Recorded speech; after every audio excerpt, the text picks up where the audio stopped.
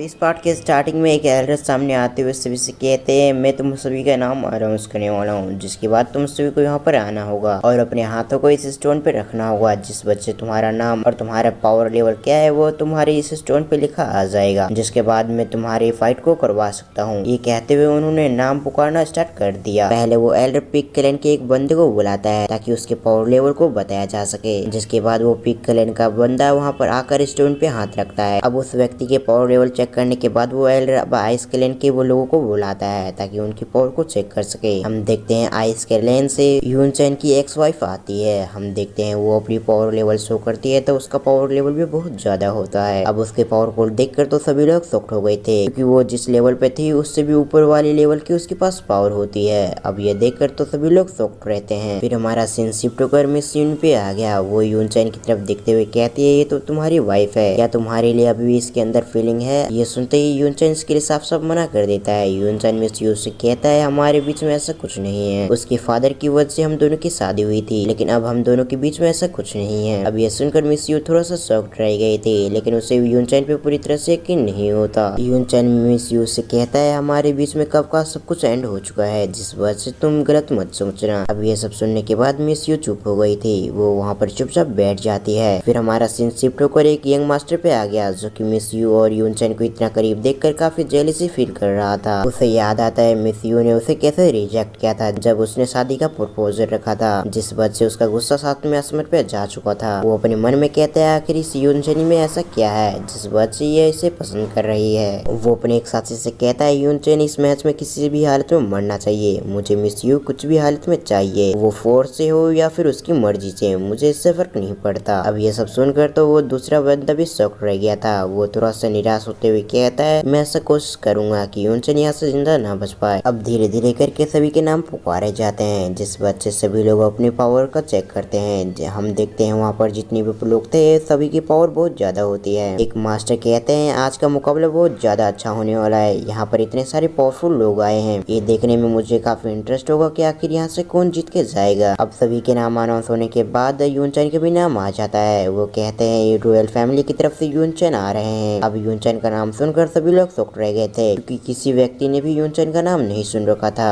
वो कहता है आखिर ये लड़का है कौन जो कि रॉयल फैमिली की तरफ से लड़ने वाला है। ये सब सवाल लेते हुए वो काफी इंटरेस्ट के भाव से यून चैन को देख रहे थे। वो सभी अपने मन में कहते हैं आखिर ये लड़का कौन है और इसका पावर लेवल क्या है, जिस वजह से रॉयल फैमिली ने अपनी कॉम्पिटिशन में पार्टिसिपेट कर रहा है। यून चैन वहाँ पर जाकर उस स्टोन पे हाथ रखता है। हम देखते हैं यून चैन के लेवल को देखकर सभी लोग उसका मजाक उड़ा रहे थे। यून चैन ने अपने असली लेवल को छुपा रखा होता है। अब ये देखकर तो सभी लोग परेशान हो गए थे। वो सभी अपने मन में कहते हैं आखिर ये लड़का कितना कमजोर है, आखिर रॉयल फैमिली इसे कैसे सिलेक्ट कर सकती है। देखते हैं यून चैन अपने मन में कहता है उस दिन तुम्हें पता चल जाएगा आखिर मेरा पावर लेवल क्या है। ये सब कहते हुए यून चैन कुछ सोच रहा था। दूसरी तरफ हमारा सीन शिफ्ट होकर मिस यू पे आ गया, जो कि यून चैन के लेवल को देखकर परेशान हो चुकी थी। वो अपने मन में कहती है यून चैन मेरी वजह से काफी सीरियस इंजरी से गुजरेगा, मुझे ऐसा नहीं करना चाहिए था। ये सब कहते हुए उससे काफी बुरा लग रहा था। दूसरी तरफ हमारा सीन शिफ्ट होकर उस यंग मास्टर के चमचे पे आ गया। कहता है इस लड़की का पावर लेवल तो काफी कम है, जिस वजह से हम काफी आसानी से इस लड़की को यहाँ पर मार सकते हैं, कोई हम पर ब्लेम भी नहीं डालेगा क्योंकि ये लड़का तो काफी कमजोर है। अब ये सब सुनकर तो यंग मास्टर भी थोड़ा सा खुश हो गया,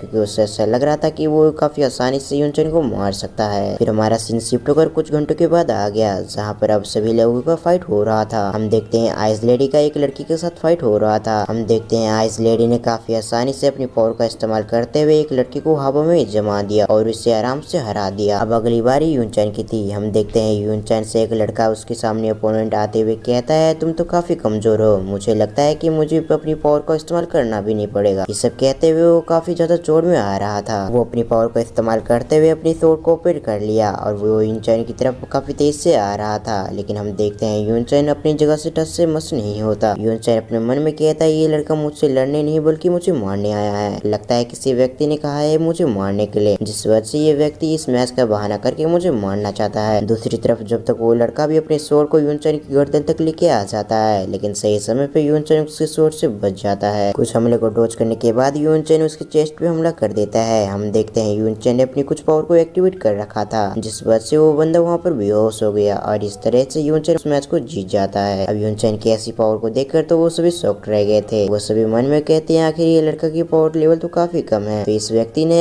अपने से ऊंचे लेवल वाले व्यक्ति को कैसे हरा दिया। अब इसी के साथ ये पार्ट यहाँ पर एंड होता है। अब अगर आपको ये एक्सप्लेनेशन अच्छा लगे तो प्लीज वीडियो को लाइक करके चैनल को सब्सक्राइब जरूर कर लें और साथ ही साथ बेल आइकन कॉल पर प्रेस जरूर कर दे। तो मैं बोलता हूँ किसी और वीडियो में, जब तक थैंक यू फॉर वॉचिंग।